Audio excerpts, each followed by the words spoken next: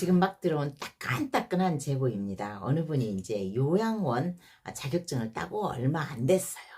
근데 이제 실업수당 받는 기간이에요. 그러니까 직장을 그만두고 요양보호사 교육을 받았겠죠. 그리고 실습을 마치고 따끈따끈한 자격증을 받았어요. 그런데 너무너무 무섭고 겁나잖아요. 우리가 어떤 터닝 포인트를 만든다라는 것은 희망찬, 신나는 이런 느낌일 때는, 젊었을 때는 그랬죠. 근데 나이를 먹으니까 어떤 인생이 바뀌고 직업이 바뀐다라는 것은 두려움 반, 공포 반 이런 경우가 많이 있거든요.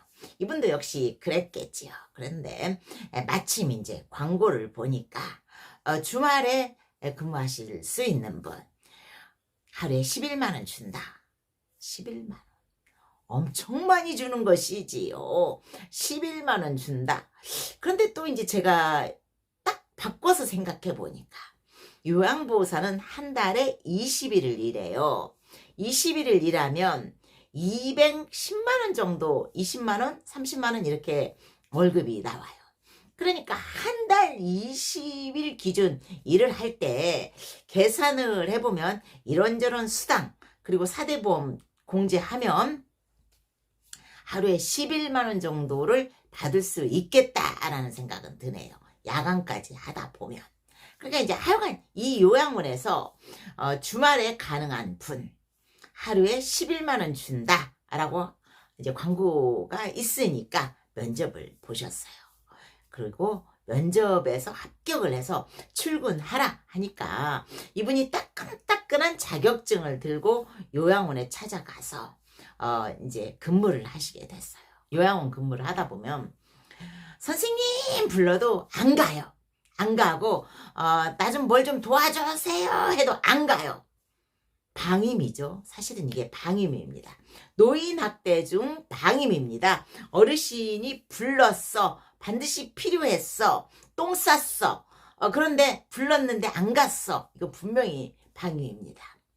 어떤 필요에 의해서건 부르면 가야 되는 게 요양보호사의 업무입니다. 근데 가지 말라고 해요, 선임들은.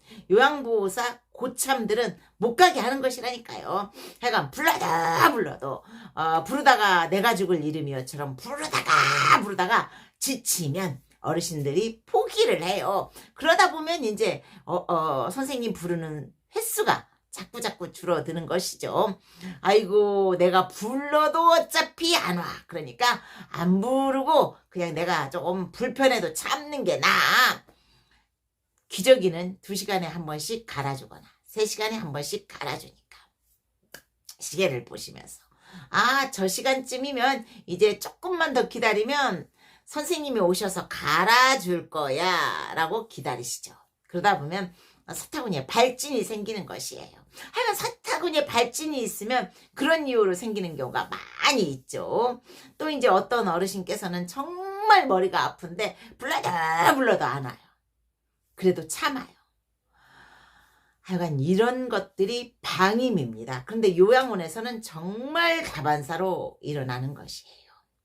그러니까 이분이 나는 정말 아닌 것 같다. 이걸 내 눈으로 보고 견딜 수는 없어. 그러니까 난 이제 그만할 거야 라고 이틀을 하고 그만두셨어요. 생각해보니까 그래도 실업수당보다는 실업수당 기간에 일을 하면서 실습도 하고 조금의 도움은 더 받을 수 있겠다 생각을 하고 한 일인데 20일 날 월급을 드릴게요. 혹은 5일 날 월급을 드릴게요. 혹은 25일 날 월급을 드릴게요 라는 이제 월급 날짜가 있어요. 요양원은. 그래서 그 날짜를 또 이틀분인데 미리 주지 뭘 그래요 라고 하니까 우리 요양원에 그 월급이 나가는 날은 똑같아서 그래요 라고 이제 대표님이 그렇게 말씀을 하시니까 기다렸어요. 그리고 이제 월급 통장에 딱 꽂혔어. 11만 원씩 준다고 했는데 이틀 해서 15만 얼마가 들어왔어요. 그래서 전화를 했겠죠. 아니 광고에는 11만 원 준다고 하셨고 저도 그렇게 면접 볼 때 그렇게 말씀하셨는데 왜 내 월급은 15만 얼마 이틀분이 그거밖에 안 꽂혔죠? 라고 질문을 했어요. 그러니까 이 원장님이 장기로 할 때 11만 원씩 간다는 것이지 겨우 이틀 하고 그만두신 분에게 11만 원씩 드리지는 않지요. 그래서 우리는 최저시급 9,860원을 계산해서 입금한 것이에요 라고 했습니다. 이 사건에는 여러 가지 문제가 있지만 이 선생님이 토요일 일요일 날 근무를 하셨어요.